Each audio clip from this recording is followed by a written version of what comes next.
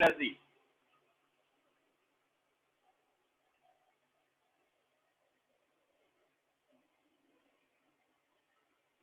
Factors affecting on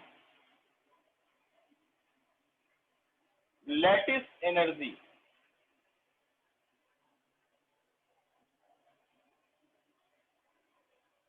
factors affecting on lattice energy, वो कौन कौन से फैक्टर हैं जो लैटिस एनर्जी जिनसे अफेक्ट करती है बेटा। तो सबसे पहला नंबर है चार्ज। चार्ज चार्ज पर लैटिस एनर्जी कैसे डिपेंड करती है बेटा, सबसे पहले ये बात होगी। तो बेटा याद रखना, लैटिस एनर्जी डायरेक्टली प्रोपोर्शनल होती है चार्ज ऑन आयन। जितना ज्यादा चार्ज होगा लैटिस एनर्जी उतनी ही ज्यादा होगी। अगर हम आपसे बात करें कि भाई Na+, Mg2+ और Al3+, आपको बताना है किसकी लैटिस एनर्जी ज्यादा होगी, तो कहोगे सर जिस पर जितना ज्यादा चार्ज होता है उसकी लैटिस एनर्जी उतनी ही क्या होती है, ज्यादा होती है। बात क्लियर है कि नहीं क्लियर है बेटा? जितना ज्यादा चार्ज होता है लैटिस एनर्जी उतनी ही क्या होती है, ज्यादा होती है। आगे देखो एग्जांपल, अगर मैं बात करूं आपसे O, O-, O2-, ठीक है, किसकी लैटिस एनर्जी ज्यादा होगी, जिस पर चार्ज ज्यादा होगा, ठीक है ना। तो चार्ज पर कैसे डिपेंड करती है, लैटिस एनर्जी डायरेक्टली प्रोपोर्शनल होती है चार्ज ऑन आयन के। मोर चार्ज मोर लैटिस एनर्जी, ठीक है ना। दूसरा फैक्टर होता है, अभी रुकना, अभी मैं आपको लैंग्वेज लिखाऊंगा, बी नंबर। दूसरा है साइज, साइज ऑफ आयन। तो बेटा लैटिस एनर्जी इनवर्सली प्रोपोर्शनल होता है साइज ऑफ आयन के। कहने का मतलब है जिसका साइज बड़ा होता है, जिस आयन का साइज बड़ा होता है उसकी लैटिस एनर्जी कम होती है, ठीक है ना। जिस आयन का साइज बड़ा होता है उसकी लैटिस एनर्जी कम होती है। कहने का मतलब है अगर साइज बड़ा है तो क्या होगा, वो लैटिस वीक बनाएगा। जब लैटिस वीक बनाएगा क्या होगा, लैटिस वीक बनाने का मतलब उसकी नेगेटिव वैल्यू कम होगी, ठीक है ना। तो अगर हम आपसे बात करें कि Na क्या कहते हैं, सॉरी, Li+, Na+, K+ और Rb+, किसकी लैटिस एनर्जी सबसे ज्यादा होगी? बेटा रूबिडियम का साइज बड़ा है, क्योंकि आपको पता है किसी ग्रुप में जब टॉप से बॉटम आते हैं तो साइज बढ़ता है, और साइज बढ़ने से लैटिस एनर्जी घटती है। तो किसकी लैटिस एनर्जी ज्यादा होगी बेटा, Li+ की लैटिस एनर्जी क्या होगी, ज्यादा हो जाएगी। ओके, कोई डाउट तो नहीं बेटा? No sir. नोट करो, तो लिखो बेटा, सबसे पहले आप लिखो चार्ज, लिखो चार्ज, लिखो चार्ज में greater the magnitude of charge, greater the magnitude of charge, greater the magnitude of charge, more will be lattice energy, greater the magnitude of charge, more will be lattice energy।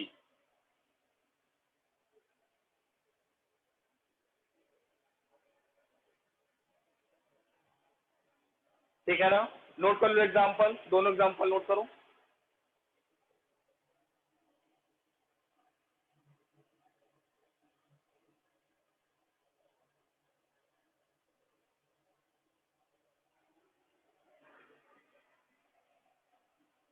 अब heading डालो, size of ion, heading पड़ेगी size of ion. Ion के size पर कैसे effect पड़ता है, तो लिखो जरा बेटा, लिखो, smaller the size of ion, smaller the size of ion,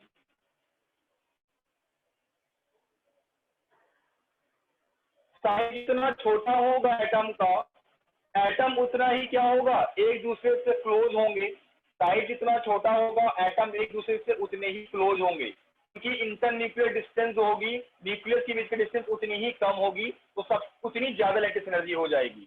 तो आपने क्या लिखा, smaller the size of ion, lesser will be the internuclear distance lesser will be the internuclear distance lesser will be the internuclear distance between ion more lattice energy more lattice energy more lattice energy more lattice energy note करो बेटा।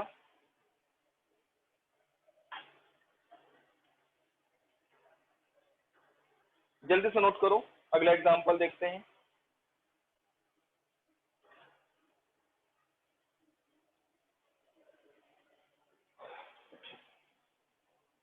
हो गया note?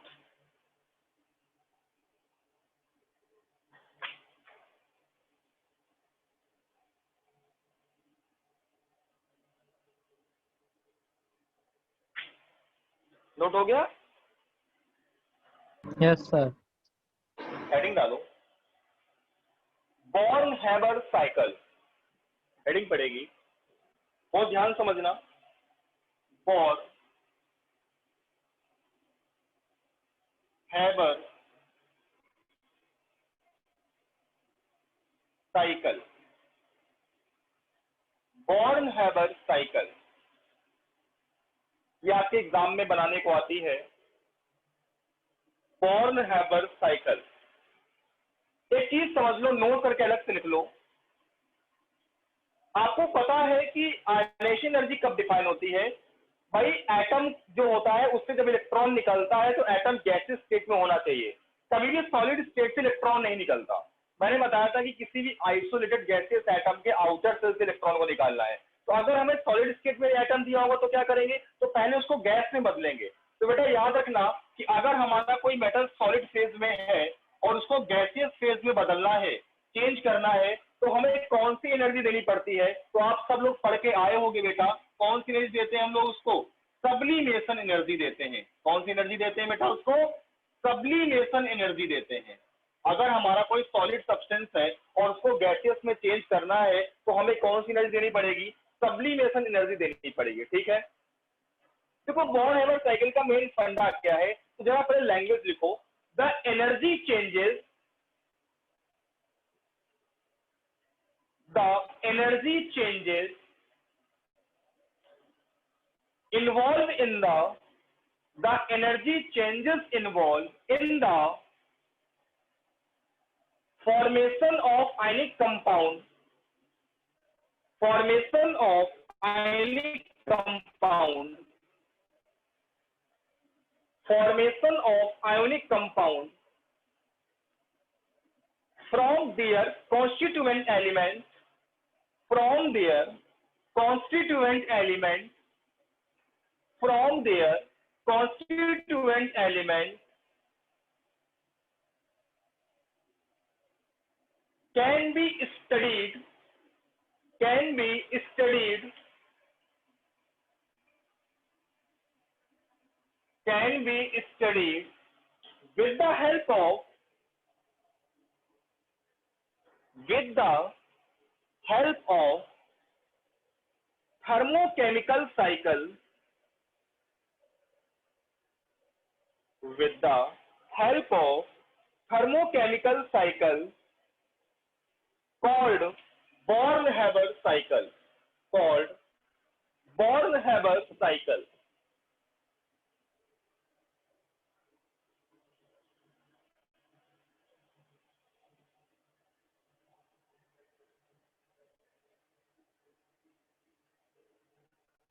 देखो जरा कैसे बनती है, आपसे बोल देगा, जरा ध्यान समझना। Na सॉलिड ½ Cl2 गैसियस से बन रहा है NaCl सॉलिड।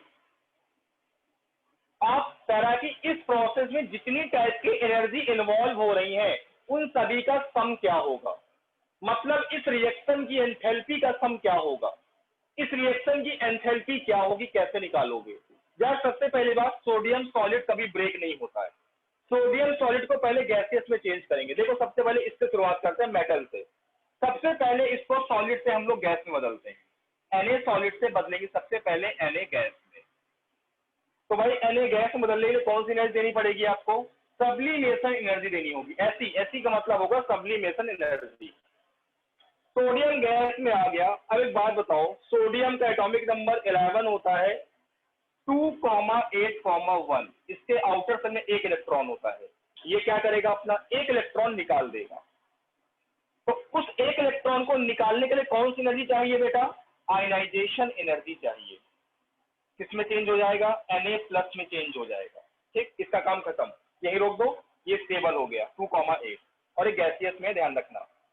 अब देखो, इस हाफ Cl2 को तो पहले Cl में बदलो। कैसे बदलोगे?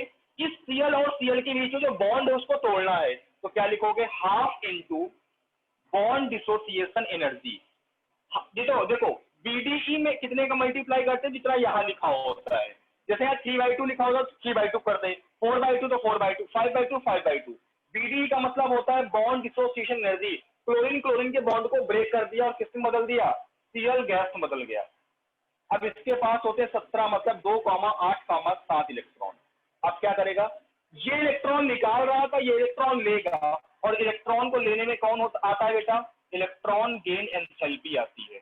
इलेक्ट्रॉन लेके किसमें बदल जाएगा? Cl- में बदल जाएगा। अब इसके आउटर शेल में 8 पूरे हो गए।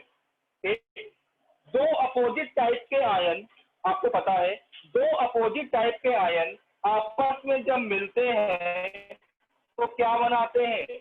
एक सॉलिड कंपाउंड बनाते हैं, आयनिक कंपाउंड। और इस दौरान जितनी भी एनर्जी रिलीज होती है उसको बोलते हैं लैटिस एनर्जी। क्या बोलते हैं उसको? लैटिस एनर्जी बोलते हैं। तो बेटा इस रिएक्शन का डेल्टा एच कितना आएगा? डेल्टा एच का मतलब होगा रिएक्शन की टोटल एंथैल्पी। डेल्टा एच का मतलब है पूरी रिएक्शन में कौन कौन सी एनर्जी आ रही है। तो कौन कौन सी आ रही बेटा? Sublimation energy plus ionization energy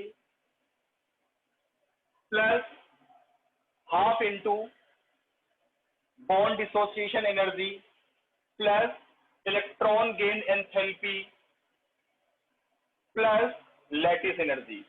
इन सभी का जो सम होता है वो डेल्टा एच के बराबर होता है, और यही होती है बोर्न-हैबर साइकिल। यही क्या होती है माय डियर? यही होती है आपकी बोर्न-हैबर साइकिल। सबसे पहले क्या करोगे? जो गैसियस मेटल, सॉलिड मेटल होगा उसको गैस में बदलोगे। उसके बाद एक इलेक्ट्रॉन निकालोगे। अगर मान लो यहाँ मैग्नीशियम होता तो मैग्नीशियम के बाहरी वाली सेल में 2 इलेक्ट्रॉन होते हैं, Mg12 होता है, 2,8,2 होता है। तो पहले एक निकालते, एक निकालने में आयनेशन एनर्जी फर्स्ट होती, फिर दूसरा निकालते, उसमें आती सेकेंड आयनेशन एनर्जी। ठीक, फिर यहाँ से हाफ Cl2 है तो इसको पहले Cl में ब्रेक किया, हाफ से मल्टीप्लाई कराई। आपको ये सब दिया, आपसे ये पूछता है, बाकी सब देता है। ठीक, Cl में बदल गया, ये Cl इलेक्ट्रॉन लेता है, और जब इलेक्ट्रॉन लिया जाता है तो बेटा किसका यूज होता है? इलेक्ट्रॉन के एंथैल्पी का यूज होता है। जब इलेक्ट्रॉन लिया तो उस पर माइनस चार्ज आ गया, इसका ऑक्टेट कंप्लीट हो गया। ये दोनों अपोजिट आयन आपस में मिले और क्या बनाया बेटा? NaCl सॉलिड बनाया। और इस दौरान क्या होता है? एनर्जी निकलती है। आपको कल पढ़ा है तो लैटिस एनर्जी क्या होती है?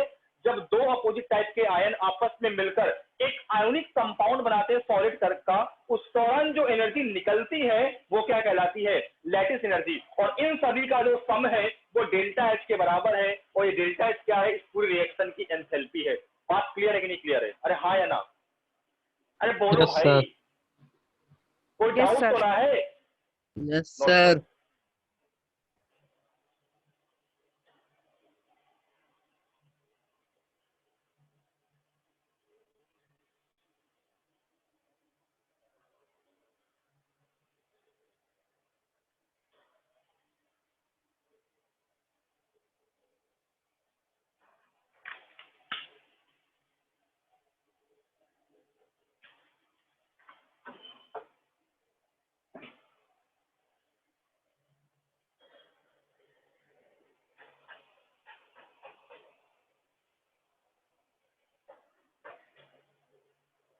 जल्दी से नोट करो, अगला एग्जांपल करते हैं हम लोग।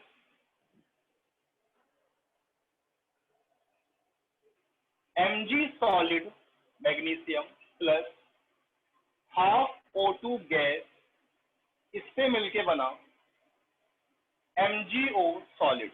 हमें बताना है इसके दौरान कौन कौन सी एनर्जी इन्वॉल्व हो रही है। चलो भाई, सबसे पहले मैग्नीशियम सॉलिड को पहले गैस में बदलो। mg गैसीय से बदल दिया। और कौन सी देनी पड़ी? Sublimation energy. मैग्नीशियम का एटॉमिक नंबर 12 होता है, 12 होता है। इसका इलेक्ट्रॉनिक कॉन्फ़िगरेशन होता है बेटा 2,8,2। इसके वैलेंस शेल में 2 इलेक्ट्रॉन है, तो एक साथ दोनों निकलते, एक एक इलेक्ट्रॉन निकलता है। तो पहले अपना एक इलेक्ट्रॉन निकालेगा तो उसको बोलेंगे फर्स्ट आयनेशन एनर्जी mgI1, और इस पर आया एक पॉजिटिव चार्ज, ठीक है, गैसियस में है। अब इसके पास होगा 2,8,1।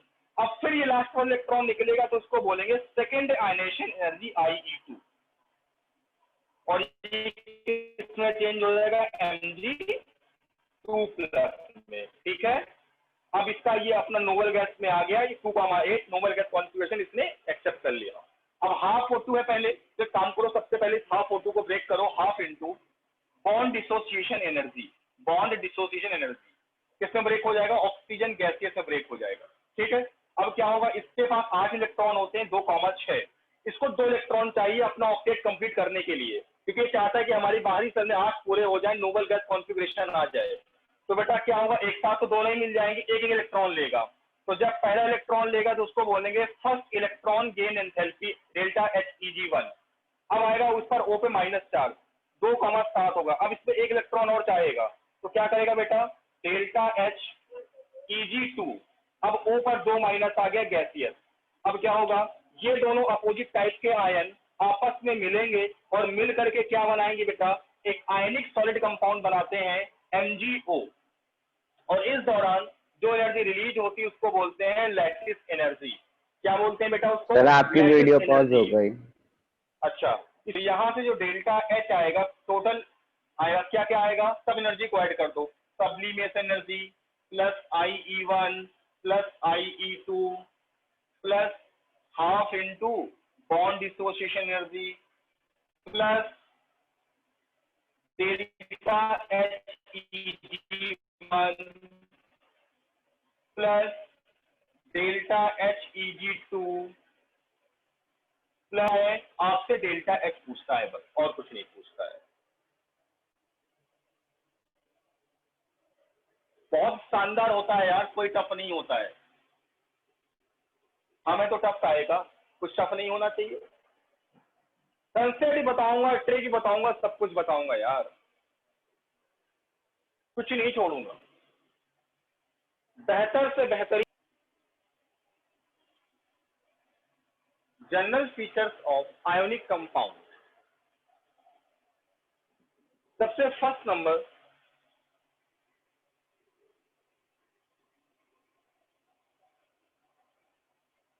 Physical state. First point, physical state कैसी होती है?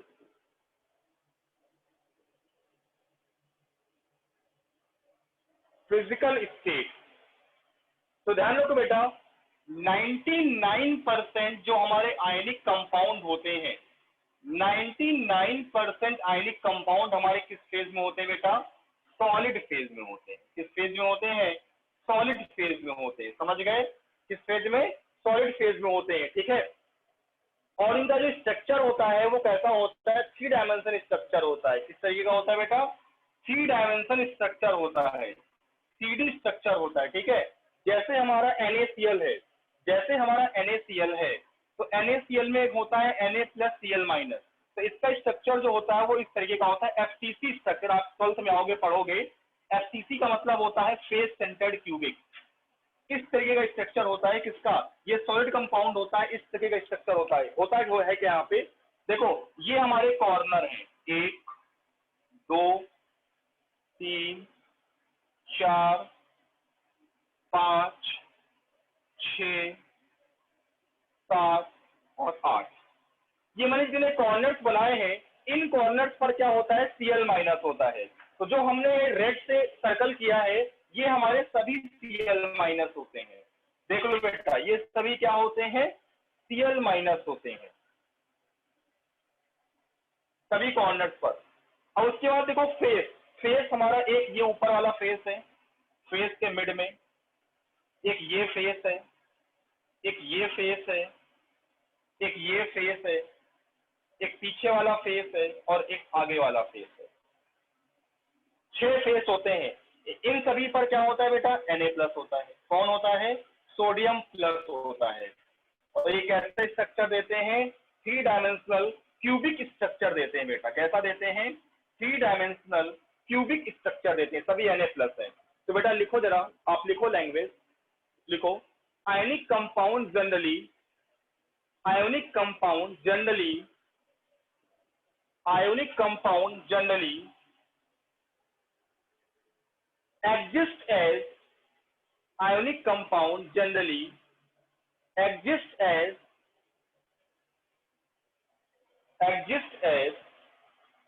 crystalline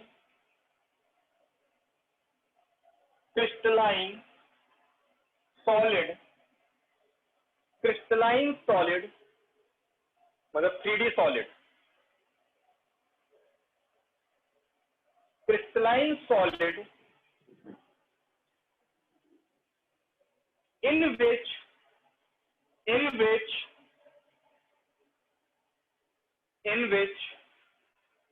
oppositively charged ions, opposite charged ion, oppositively charged ion, in which oppositively charged ion, यहाँ भी होते हैं Na+, इसके एज पर भी होते हैं, यहाँ भी होते हैं।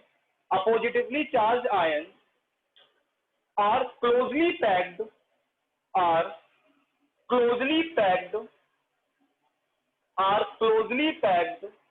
in space, are closely packed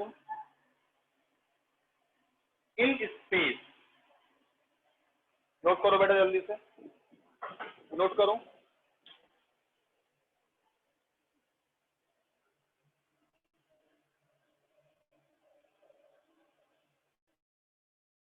sir अभी नहीं हुआ। हाँ नोट करो। सेकंड प्रॉपर्टी है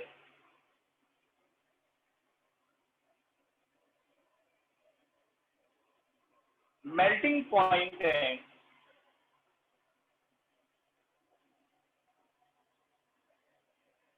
बॉइलिंग पॉइंट।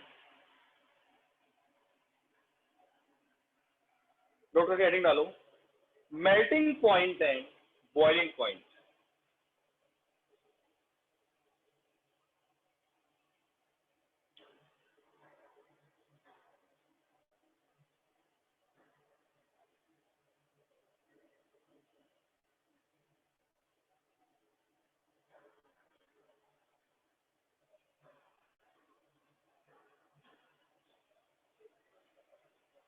देखो ये सभी हमारे सॉलिड स्टेट में होते हैं, और सॉलिड स्टेट में क्या होता है, क्लोजली पैक्ड होते हैं। क्लोजली पैक्ड का मतलब क्या होता है, एक दूसरे से इलेक्ट्रोस्टैटिक फोर्स ऑफ अट्रैक्शन से क्या होते हैं, बिल्कुल टाइटली बॉन्डेड होते हैं, ठीक है ना। होता क्या है, देखो आयनिक कंपाउंड जितने भी होते हैं हमारे, उनमें क्या होता है, ये क्लोजली पैक्ड होते हैं। और क्लोजली पैक्ड होने के साथ साथ आपको मैंने बताया था इनके बीच कौन सा फोर्स लगता है, इलेक्ट्रोस्टैटिक फोर्स ऑफ अट्रैक्शन लगता है, जिसकी वजह से इनके बॉन्ड को ब्रेक करने के लिए हमको ज्यादा टेम्परेचर की रिक्वायरमेंट होती है, जिसकी वजह से इनका जो मेल्टिंग पॉइंट और बॉइलिंग पॉइंट है वो क्या होता है, बहुत ज्यादा होता है। मैं दोबारा समझा देता हूं, ये हमारा आयनिक कंपाउंड है, और आयनिक कंपाउंड में क्या होता है, एक पर पॉजिटिव चार्ज, एक पर नेगेटिव चार्ज होता है, ठीक है। होता क्या है, जब पॉजिटिव और नेगेटिव चार्ज कहीं पे आपस में होते हैं, मतलब एक पॉजिटिव नेगेटिव चार्ज अगर कहीं रखे हुए हैं r डिस्टेंस पर, तो उनके बीच कैसा फोर्स लगता है बेटा, उनके बीच लगता है इलेक्ट्रोस्टैटिक अट्रैक्शन फोर्स लगता है। कैसा लगता है, इलेक्ट्रोस्टैटिक अट्रैक्शन फोर्स लगता है, ठीक है। अब इन दोनों मॉलिक्यूल हैं, ये दोनों अपोजिट आयन है, इनको आपस में ब्रेक करने के लिए हमको क्या करना पड़ेगा, ज्यादा टेम्परेचर देना पड़ेगा।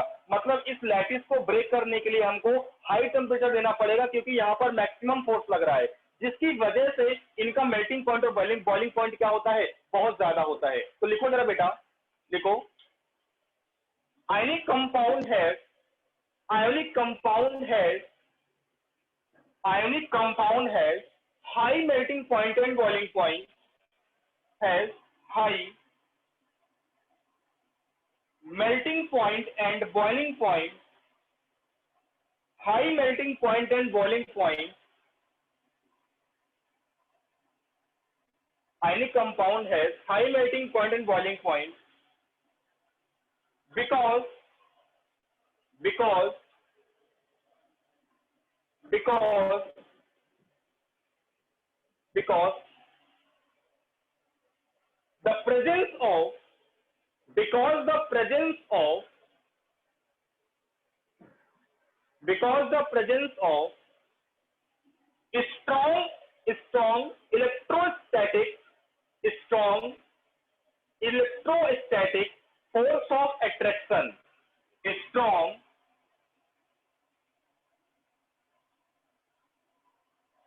electrostatic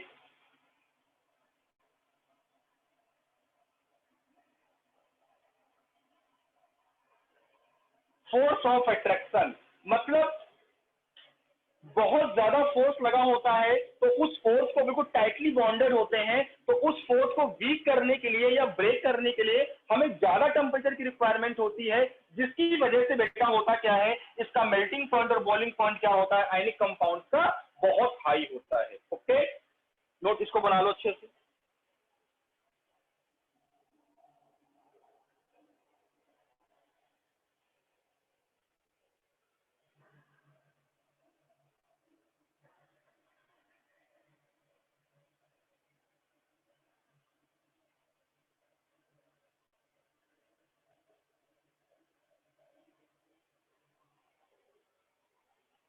नेक्स्ट पॉइंट होगा सी नंबर,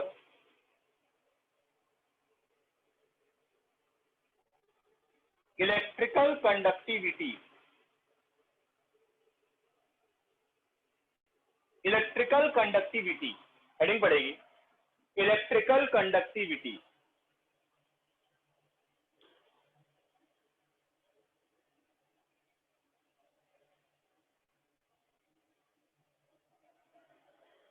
इलेक्ट्रिकल कंडक्टिविटी, देखो बेटा होता क्या है, कोई भी कंपाउंड हम कहते हैं ये कंडक्टिंग है या इंसुलेटर है।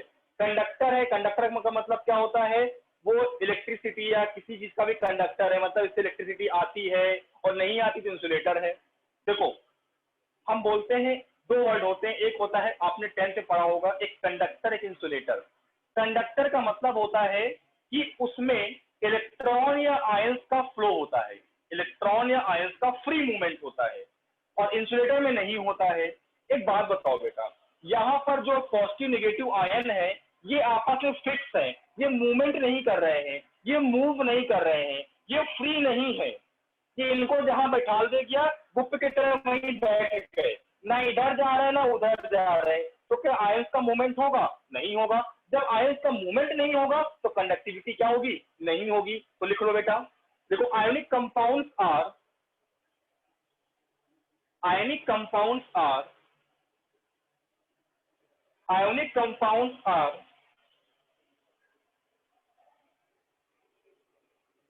bad conductor. Ionic compounds are bad conductor because in ionic compound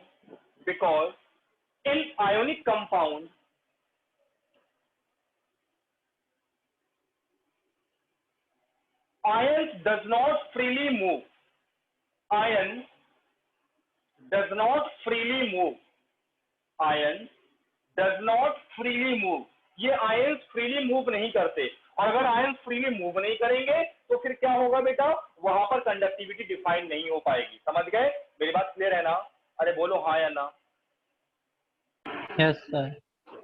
ठीक है, एनी डाउट किसी को? No, sir. ठीक है, अगले प्रॉपर्टी लिखो। Next property 4D part, ionic reaction. लिखो ionic reaction.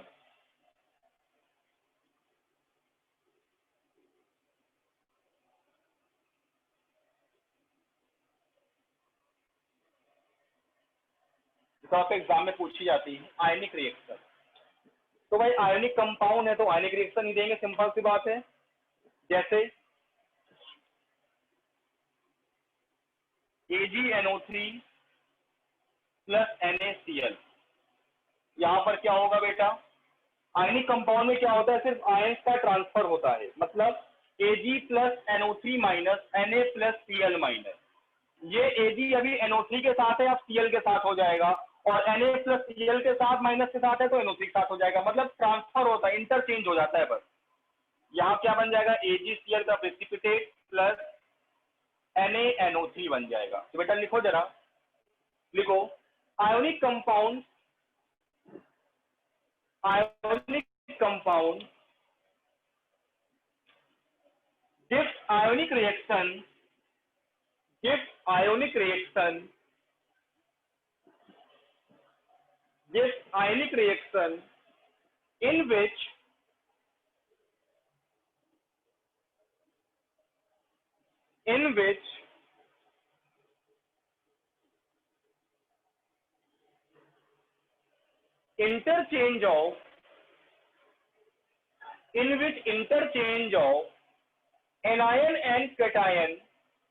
in which interchange of anion and cation takes place, in which interchange of cation and anion takes place।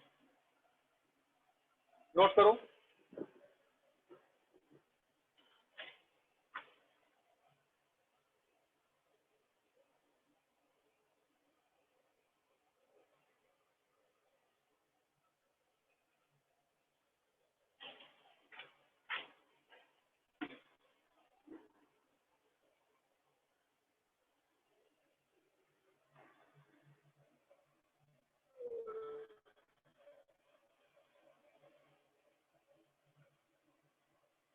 हो गया note, हो गया बेटा? Yes, sir. क्वेश्चन लिखो जरा, question लिखो।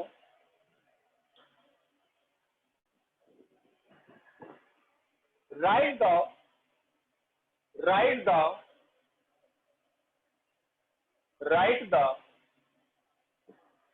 Lewis dot symbol